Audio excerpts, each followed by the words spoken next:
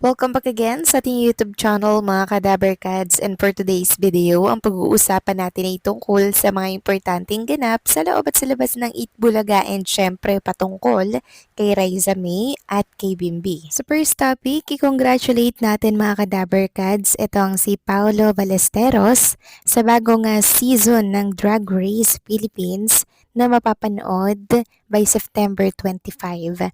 May new season po silang ilalabas. At sabi nga dito, shout out sa mga oily, here we go. Now streaming on Wow Present Plus, Meet the Queen of Drag Race Philippines Season 4. So may 50% off daw with code, ayun yung gagamitin nyo. Drag Race PH Season 4 premieres Fridays starting September 25 on Wow Presents Plus worldwide. So Season 4 promo, Look Marine Biot Diversity.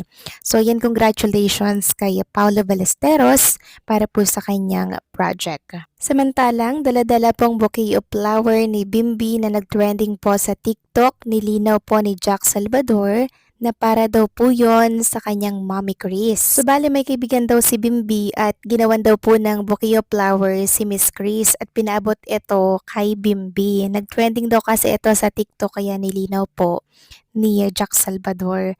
Sabi nga dito, just because flowers, the caption says, we made a bouquet for his mom. If it is really for his mom, how sweet of them. Pagaling ka na, Miss Chris. And if not, how lucky she is. So ayan, kung yung mapapansin, dala-dala po ni Bimbi yung bouquet of flowers. How sweet naman mga Kadaberkads, diba? Pero hopefully, mabigyan niya din ng ganito ulit si Raisa May sa kanyang pagbabalik sa Eat Bulaga. Samantalang next topic naman, naniniwala ba kayong may girlfriend talaga si Bimbi? Ayon yan sa manghuhula. Nagtrending na naman kasi ito at pinag-uusapan ngayon. Sabi nga dito, ayon sa isang sikat na tarot reader, Bimbi Aquino Yap may girlfriend na daw.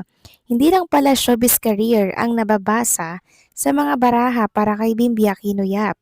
Bukod sa hula ng kilalang tarot reader na si Mamo Gloria Escota, ang pinagkakatiwalaang kaibigan ng vlogger na si Romel Chica na hindi raw talaga linya ng binata ang pag-aartista. May pasabog pang iba na hulaan din daw na may girlfriend o nakalaang special girl na ngayon ang bunsong anak ni Chris Aquino. Bagamat trending at patuloy na nagpapakilig ang tambalang maybe ni Bimbi at Raisa May Dizon araw-araw sa Itbulaga, mukhang iba ang isinisigaw ng kapalaran ayon sa prediksyon. Paalala, ang lahat ng ito ay hula lamang at walang kumpirmasyon. Sa huli, si Bimbi pa rin naman ang totoong nakakaalam ng tunay na estado ng kanyang puso at buhay pag-ibig. So lilinawin lang natin to mga Kadaberkads. Kung napanood niyo po yung nakaraang live ni Bimbi with Raisa May Dizon, inamin niya doon na never daw siyang nagka-girlfriend since birth.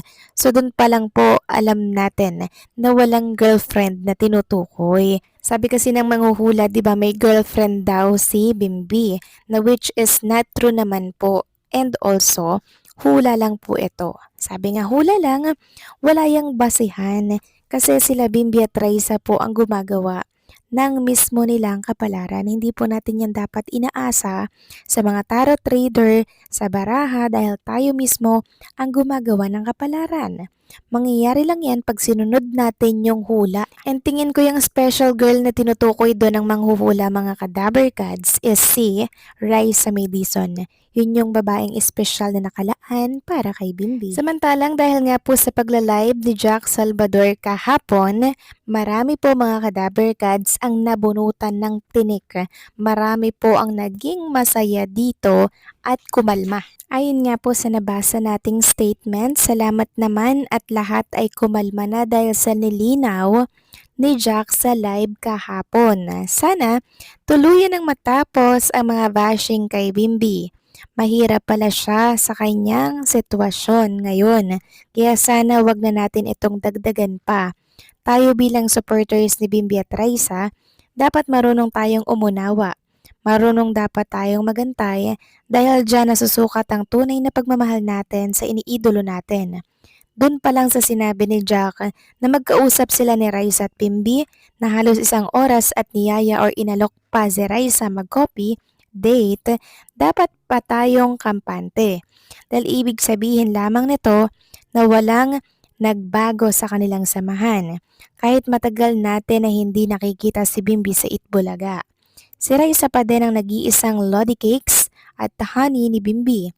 Kaya pala suot pa din ni Raisa ang bigay niyang kwintas. Pinatunayan ni Bimbi na mahal niya talaga si Raisa na walang makakapalit dito kahit matagal siyang hindi nakikita sa AV. Salamat naman at nalinawan tayo sa totoong status nila ni Raisa. Masaya ang mga seniors, kaya sana wala nang magtanong kung nasaan si Bimbi, bakit wala siya sa Itbulaga, dahil araw-araw na yan ang issue. Correct mga kadabarkads, no? Halos araw-araw po kasi nating hinahanap si Bimbi sa Itbulaga kasi nga hindi po tayo sanay na wala po siya sa programa. At since nilinaw na nga po ni Jack Salvador na nakalib po siya sa show or sa programa at approve naman ito ng management, wala na po tayong dapat pang pag-usapan. Wala na po tayong dapat pang pagkaguluhan sa social media. Nagre-resulta lamang ito ng bashing kasi kay Bimbi at nadadamay na din po si Raisa May. Kaya naman, wait na lang natin kung kailan ba talaga babalik si Bimbi dito po sa Eat Bulaga. So, merong nagsabi na by September, babalik na rin daw si Bimbi sa EV. Well, abangan na tingnan natin kung mangyayari ba ito? Kasi sa sitwasyon kasi ngayon ni Miss Chris Aquino, parang nag-worse kasi Kaya sana isama natin siya sa mga prayers natin para sa kanyang healing, sa mabilis po na paggaling po niya.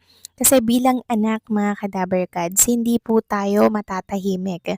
Hindi tayo mapapanatag na ganito ang sitwasyon ng ating mahal sa buhay. Lalo na tumayo na rin pong ama si Miss Chris Aquino para po sa kanyang mga anak.